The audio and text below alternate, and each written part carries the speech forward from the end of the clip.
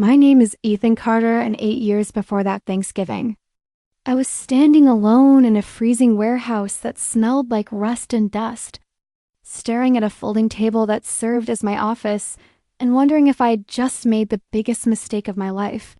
The heater in the corner barely worked, the overhead light flickered every few minutes, and the only real sound in the room was the hum of my old laptop struggling to stay alive. That laptop held everything: supplier contacts, delivery schedules, unpaid invoices, and a fragile dream that most people in my family believed would collapse within a year. But I didn't see failure when I looked at that screen. I saw possibility. I saw the life I wanted to build with my own hands. Back then, I didn't have investors, partners, or a safety net waiting to catch me if things fell apart. What I had instead was stubborn determination and a quiet promise I'd made to myself that I would build something real, something that no one could ever take away from me. My parents didn't exactly support the idea. My father believed stability was everything. He had spent 30 years working the same safe job, climbing slowly but steadily through a system that rewarded patience and obedience. When I told him I was leaving my stable position to start my own logistics company, he looked at me like I had just announced I was jumping off a cliff. "Businesses don't run on dreams, Ethan," he said that night across the kitchen table. "They run on reality." But reality was exactly what I was chasing. I didn't want someone else deciding how far I could go. My younger brother, Daniel, on the other hand, had a completely different reaction. Daniel always treated life like an open playground. He bounced from one idea to another with endless enthusiasm but very little commitment. One month he was trying real estate, the next he was talking about opening a gym, and the month after that he was deep into cryptocurrency videos on YouTube. He laughed when I told him about the warehouse and the business plan. Not cruelly, but dismissively. "Man, you're going to stress yourself to death," he said, patting me on the back. "Why work that hard when life's supposed to be enjoyed?" That was Daniel, charming, confident, and completely allergic to long-term responsibility. And yet somehow people adored him for it. The first 2 years of the company were brutal. There were nights when I slept on a thin couch in the office because I couldn't afford the gas to drive home. There were mornings when I woke up with unpaid bills piled on my desk and the sickening thought that one bad decision could end everything I built. I loaded trucks myself, answered client calls, negotiated contracts, and cleaned the warehouse floors after everyone else went home. It wasn't glamorous. It wasn't easy. But slowly, painfully, the efforts started paying off. One client became 3. 3 became 10. Word spread that my company delivered faster and more reliably than competitors twice our size. By the 3rd year, I hired my first real team, people who believed in the vision enough to work beside me through the chaos. By the 5th year, trucks were moving in and out of the warehouse every morning before sunrise. The company name was starting to appear in industry conversations. We weren't a tiny startup anymore. We were becoming a serious operation. I still worked 14-hour days, but now those hours built momentum instead of survival. And the strangest part of it all was how my family's attitude slowly changed as the company grew. At family gatherings, my father began introducing me differently. "This is my son Ethan," he would say proudly to relatives. He built a company from scratch. My mother smiled whenever he said it, her eyes shining with the kind of pride I had spent my whole childhood trying to earn. Even Daniel started talking about the business like it was impressive. For the first time in my life, it felt like my hard work had finally earned me a place of respect inside my own family. I believed those moments were genuine. I believed the pride in their voices was real. Looking back now, I realize how naive that belief was. About 6 months before that Thanksgiving dinner, something subtle began to change. It started with small questions from my father, questions that seemed casual at first, but slowly grew more specific. One evening, we were sitting in his living room watching football when he asked how much the company might be worth. I shrugged and told him the rough estimate our accountant had given us. His eyebrows lifted slightly, and he leaned back in his chair, thinking. "And what happens to it long term?" he asked. I laughed, assuming he meant retirement planning or expansion. "What do you mean?" I replied, I mean the future, he said carefully. Who carries the business forward one day? I didn't hesitate with my answer. I do, I said simply. It's my company. He nodded, but something about his silence afterward felt strange. Around that same time, Daniel suddenly developed a new interest in my work. He began asking questions whenever we met about clients, contracts, profit margins. One night at a bar, he leaned against the counter beside me and said, You know, Ethan, your company's getting big. Ever thought about bringing me in? I laughed because the idea seemed ridiculous. Daniel had never shown the slightest interest in logistics or supply chains. You'd hate it, I told him. The hours alone would drive you crazy. He shrugged casually and said every business needed someone good with people. His tone sounded light, but there was something about the conversation that lingered in my mind later that night. Still, I brushed those thoughts aside. Families ask questions. Brothers talk about opportunities. None of it seemed suspicious enough to worry about. I trusted them because they were my family. That trust would eventually become the most expensive mistake of my life. Then Thanksgiving arrived. Every year, our entire extended family gathered at my parents' house. It was a tradition filled with familiar smells: roasted turkey, buttered bread, cinnamon drifting from the kitchen. When I walked through the front door that afternoon, the house looked exactly the same as always, but something about the atmosphere felt different. My mother hugged me longer than usual, her arms tight around my shoulders like she was trying to hold on to something fragile. My father gave me a quick handshake instead of his usual proud introduction to relatives.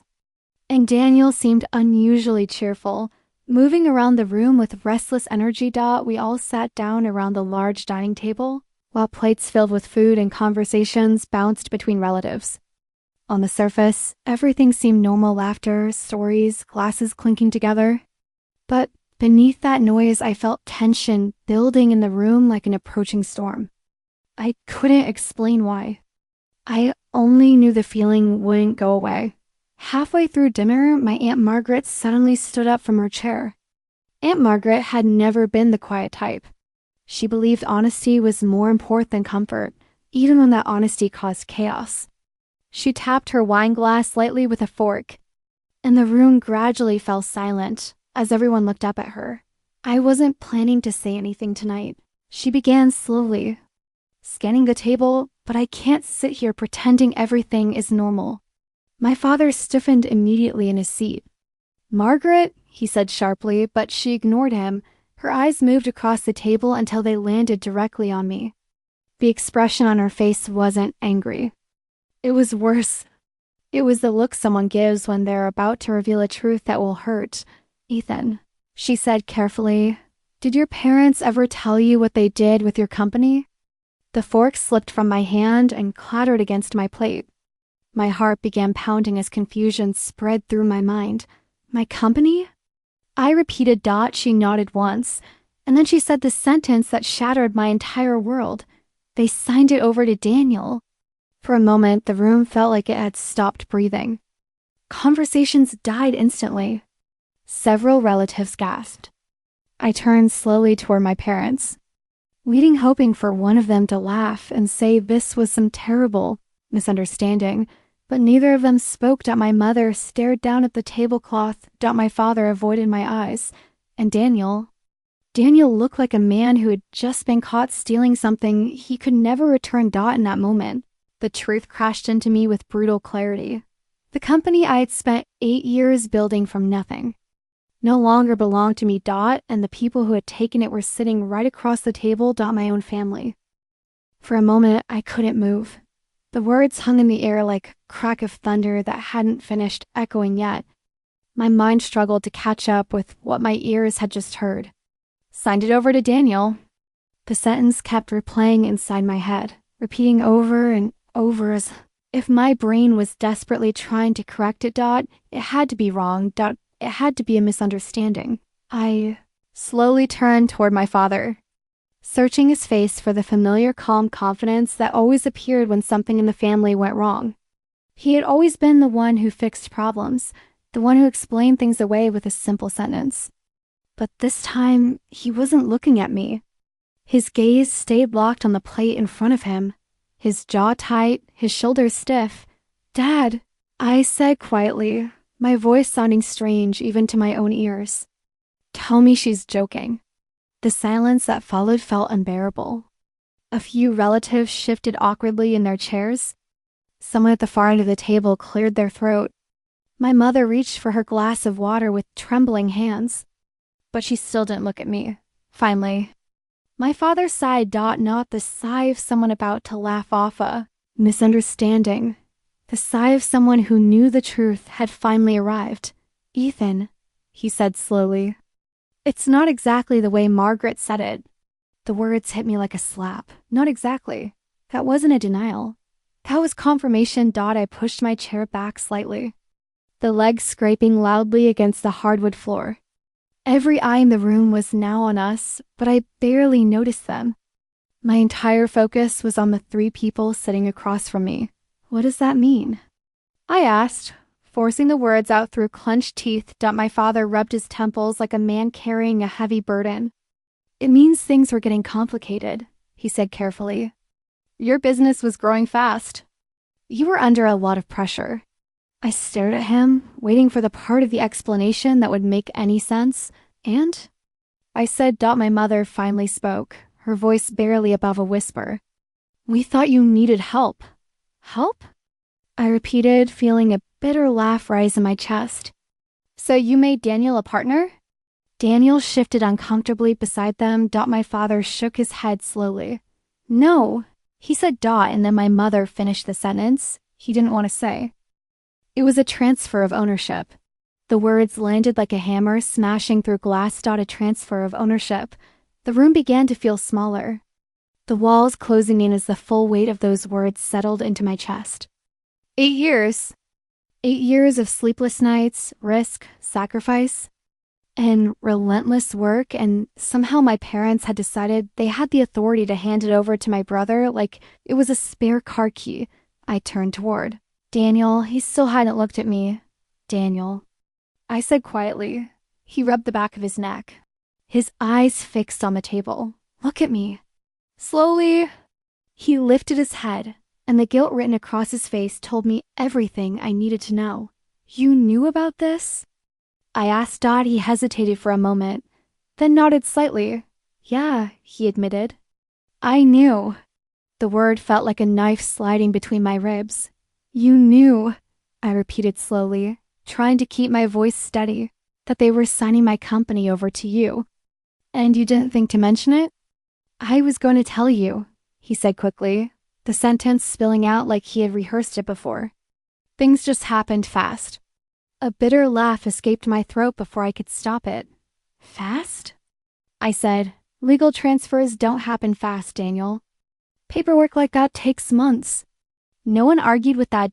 Because everyone at the table knew I was right. My Aunt Margaret suddenly slammed her glass down on the table, the sharp sound cutting through the tension. "That's exactly why I said something," she snapped. "Because this whole situation stinks." My father shot her an angry look. "Margaret, this isn't the time." "Oh, I think it's exactly the time," she interrupted. "The boy deserves to know what his own parents did behind his back." My chest tightened. Behind his back. The phrase echoed painfully in my mind. I looked at my mother, hoping, desperately hoping, that she would say something that made this nightmare less real. But when our eyes met, all I saw there was regret, not denial, not confusion. Regret. Which meant it was true. "You transferred the company," I said slowly, the realization forming fully now. "But you couldn't do that without my signature." "I own the business." My father's expression shifted slightly. And suddenly, a cold chill ran down my spine. "Dad," I whispered, "what did you do?" He leaned back in his chair and exhaled deeply. "When you started the company," he said carefully, "you asked us to help with the paperwork." My stomach dropped. 8 years earlier, when the business was nothing more than an idea in a rented warehouse, I had needed help setting up legal documents and financial accounts. My father had experience with contracts, and I trusted him completely. You handled the incorporation, I said slowly. He nodded. You made us co-signers, he added. The memory hit me like a truck. I had been young, excited and overwhelmed at the time. My father had explained that adding family members to the legal structure would make things easier with banks and taxes. I had signed whatever papers he placed in front of me without thinking. Twice because he was my father, because I trusted him. Those documents gave us authority. He continued quietly. My heart was now pounding so loudly I could barely hear the rest of the room. Authority to do what? I asked. To make executive decisions if necessary. My fingers slowly curled into fists under the table. You mean, I said, my voice dropping lower with each word, you had the legal power to give my company away. The silence that followed was the answer.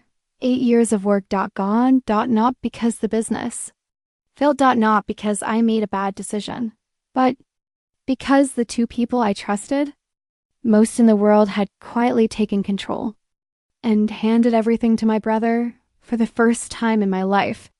I felt something inside me break, not just anger, something deeper, something colder, because betrayal like that doesn't just hurt, it changes you. And as I sat there, staring at the family that had just stolen my future, one thought slowly began forming in the back of my mind.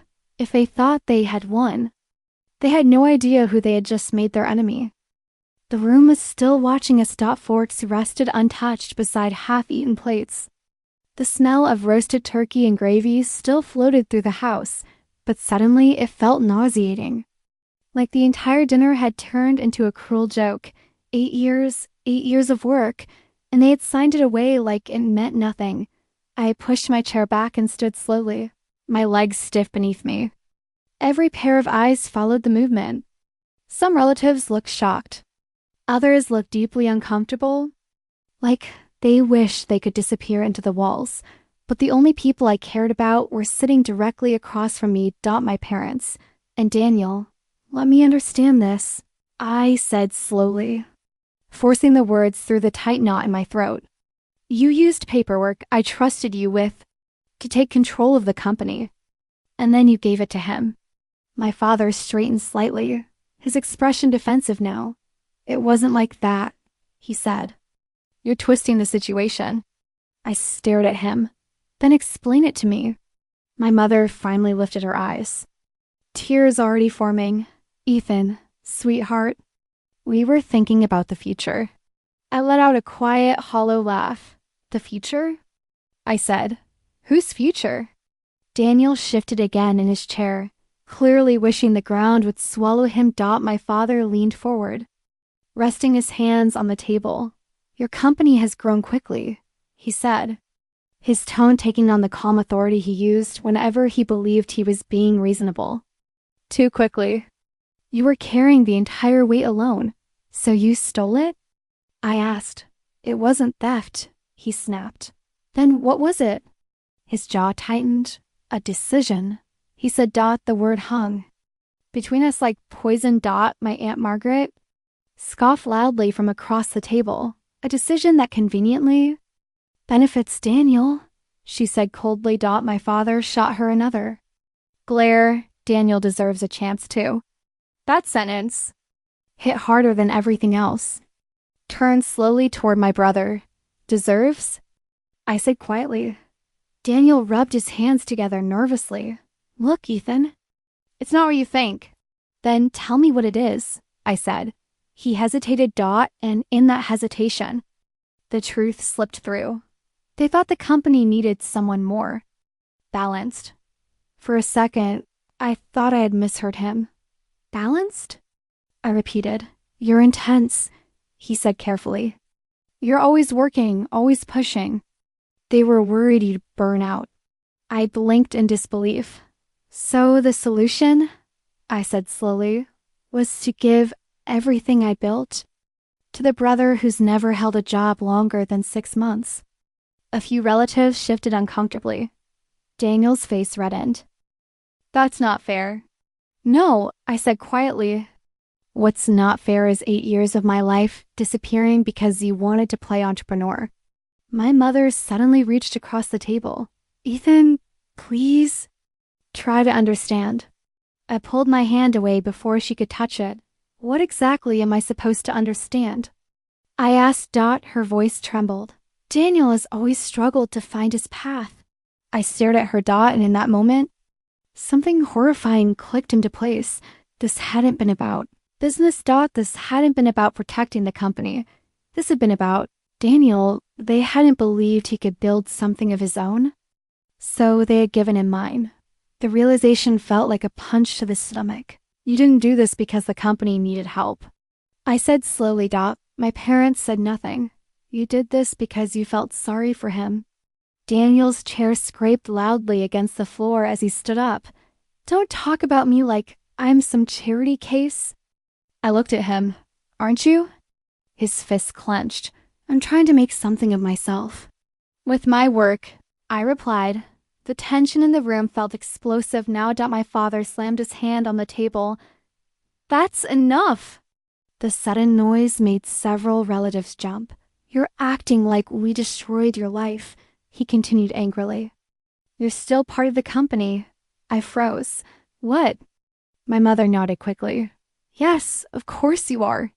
Daniel just has controlling ownership now. You'll still run operations. For a moment, I couldn't believe what I was hearing. They hadn't just taken my company. They expected me to keep. Working for a Dot, working for him, for the brother who had taken everything I built. I looked around the table at the faces of my family. Some looked ashamed. Some avoided eye contact. Completely, but no one spoke, Dot. No one defended me. And that silence told me something far worse than the betrayal itself. Had already accepted it, Dot, in their minds. This had already been decided. I slowly pushed my chair back from the table. Where are you going? My mother asked anxiously. I grabbed my coat from the back of the chair. Home. My father frowned. You're overreacting. I stopped beside the doorway and turned back toward the table one last time. 8 years ago, I had believed these people were my biggest supporters. Tonight, I realized they had been something else entirely. Enjoy the company, I said quietly, my voice colder than I had ever heard it before. Then I looked directly at Daniel. You might want to learn how it works before it collapses. His face hardened. You don't get to threaten me. I shook my head slowly. That wasn't a threat. I opened the front door. Cold night air rushing into the house. That was a warning. Because deep down, something inside me had already begun to shift. The pain was still there. The betrayal was still fresh, Dot, but underneath it, something darker was beginning to grow. A plan. And as I stepped out into the freezing night, one thought echoed clearly in my mind. They might have taken the company, but they had no idea how much of it still depended on me, Dot, and very soon. They were going to learn. The cold night air hit my face like a jolt, but it barely registered. My mind was racing too fast for the chill to matter. Every memory, every sleepless night, every risk I had taken in that warehouse flashed before my eyes. 8 years of effort, and suddenly it felt like someone had pressed delete on my life's work. I walked through the empty streets, my breath forming clouds in the dark.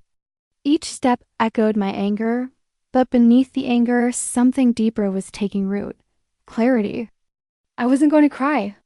I wasn't going to beg. I was going to fight. And I was going to make sure that everyone who betrayed me would regret it. For the next few days, I didn't talk to anyone, not my parents, not Daniel, not even my Aunt Margaret. I went back to the office and surveyed the operations, the trucks, the employees, the contracts, everything that still depended on me. And that was when I realized something crucial. The company could survive without ownership, but not without me. Every client relationship, every logistical route, every trusted employee, they were loyal to the work I had done, to the system I had built, not to Daniel. I had leverage, powerful leverage. And for the first time since that Thanksgiving, I felt a spark of hope. I started quietly documenting everything. Every contract, every email, every promise made to me, every irregularity in the ownership transfer. I spent nights combing through legal documents, tax filings, and company registrations. I was building my case not for revenge in the traditional sense, but for justice. And as I worked, a cold, meticulous plan began forming in my mind. If they wanted to play games with my life's work, I could play too. But the difference would be, I would win without emotion clouding my moves. I had learned the hard way that emotion was dangerous in business, but betrayal required more than just calm.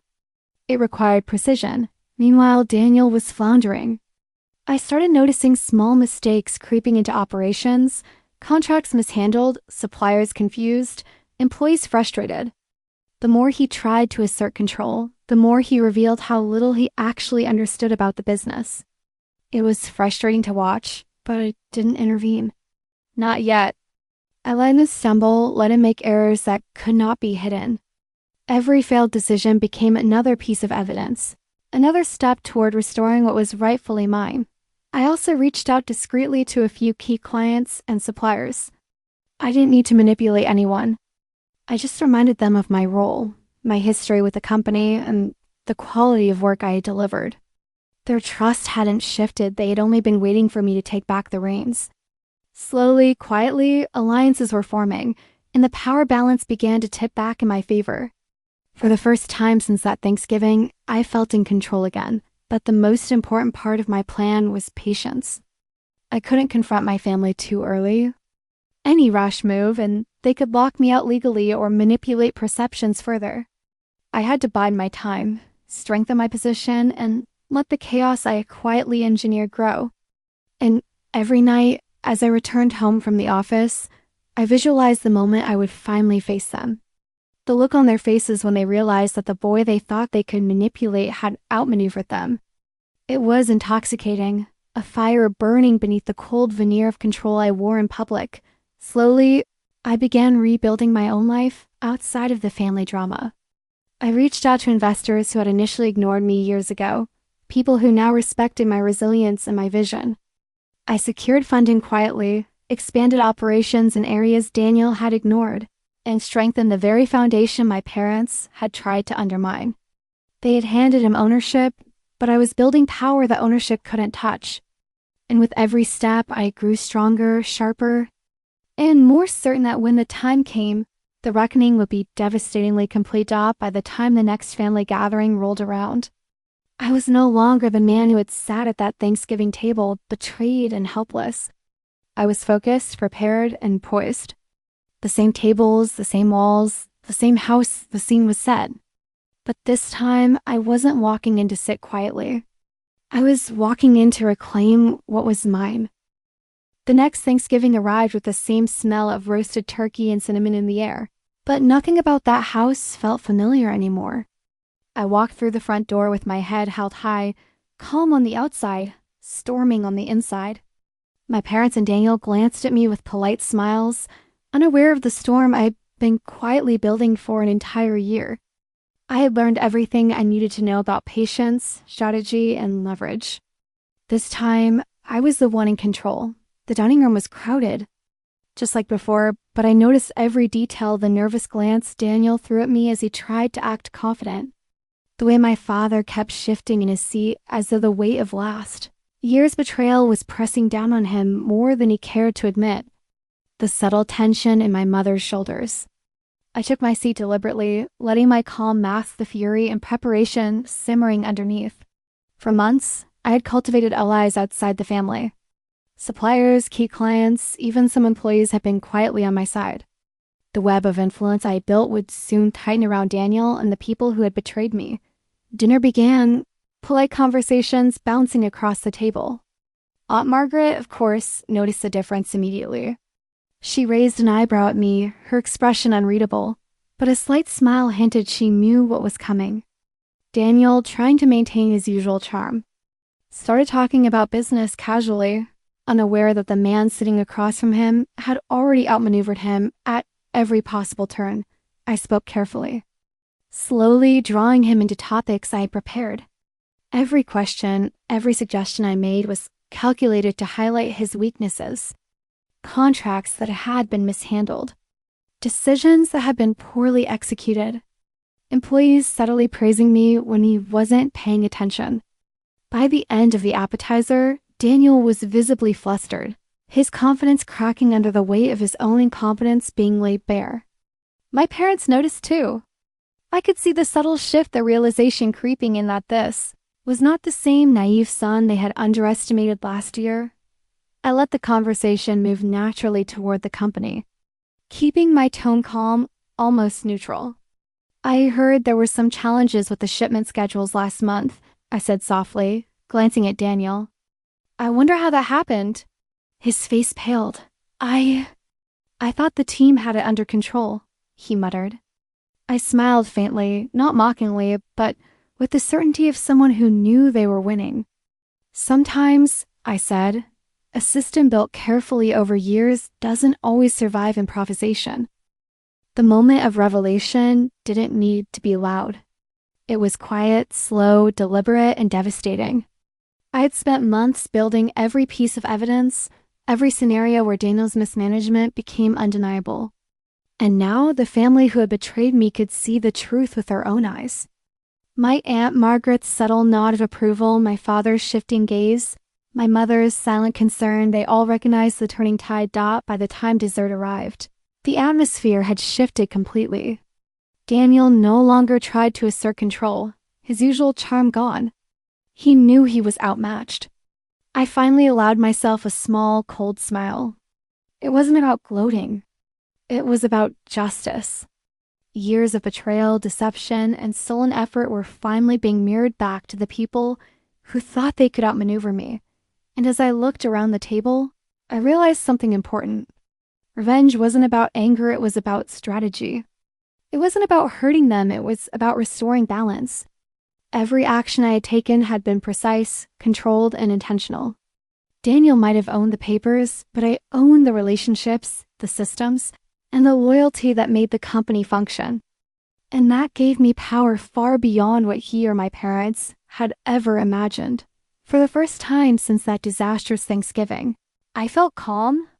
The hurt was still there, but the pain had transformed into something else: clarity, control, and the quiet satisfaction of knowing that justice doesn't always arrive loudly. Sometimes it arrives like a slow, inevitable tide. And as I finished my slice of pie, watching Daniel quietly trying to regain composure, I knew that my plan had worked perfectly. They had underestimated me, and that mistake would cost them dearly. The final moments of that Thanksgiving were quiet, almost surreal. The family had eaten, talked as if nothing had happened, but underneath the surface, everything had changed. I had rebuilt my power quietly, calculated every move, and now the truth was undeniable. I was the lifeblood of the company. Daniel had ownership on paper, but without me it would crumble. And deep down he knew it. I stayed calm, letting the tension hang in the room. My parents avoided my eyes, their previous confidence replaced with subtle panic. They had spent years believing they could manipulate, control, and redirect my life without consequence. But all of that had been reversed now. Every misstep Daniel made over the past year had been quietly documented. Every client who had questioned his decisions had been nudged to reaffirm loyalty to me. Every system he failed to maintain had been carefully noted. I had turned every weakness into leverage, and now that leverage was absolute. I spoke finally, my voice calm, almost gentle, but carrying the weight of inevitability. You wanted to control my life, take what I built, and hand it to someone who wasn't ready. I've spent the past year ensuring that nothing in this company works without me. Everything depends on my knowledge, my work, my people. So congratulations. You may own the papers, but I control the reality. Daniel's face fell, the realization hitting him like a punch. He opened his mouth, but no words came. He had counted on charm, on luck, on our parents' favor. None of it could save him from the meticulous truth I had built in the shadows. My parents finally looked at me, their expressions a mix of fear and guilt. For once, the arrogance and entitlement that had guided their decision-making gave way to silence. They could see it clearly now. The child they had tried to undermine had risen stronger. smarter and far more capable than any of them had imagined. I took a deep breath, feeling the tension in my chest begin to release. Revenge, I realized, was not about destruction, it was about balance. It was about teaching a lesson that could not be ignored, a lesson embedded in reality rather than emotion. And the lesson was simple. Betrayal might seem easy to get away with, but every action has a consequence. Every choice you make, especially against someone who truly builds with their own hands, will eventually return to you. I rose from my chair, my family watching in stunned silence. This company was my dream, I said slowly, deliberately. I built it from nothing. You tried to take it, but the foundation always belonged to me. Remember that? I turned and walked toward the door, letting the weight of my words linger in the room long after I had gone. Outside, the crisp air filled my lungs, and I smiled faintly to myself. 8 years of work, betrayal, pain, and strategy had led to this moment. I had been broken, yes, but not defeated. And in the end, I had proven the one truth that mattered. Respect and power are earned, not given, and betrayal, even by family, cannot survive when met with patience. Precision and resilience dot as I walked away from the house, leaving the echoes of that Thanksgiving behind. I understood something profound. Karma doesn't need to rush. It doesn't need to yell. Sometimes it arrives quietly, methodically, and with perfect justice. And that was exactly what I had delivered. The nightmare was over. The betrayal had been confronted. The lesson had been taught. And for the first time in years, I felt free.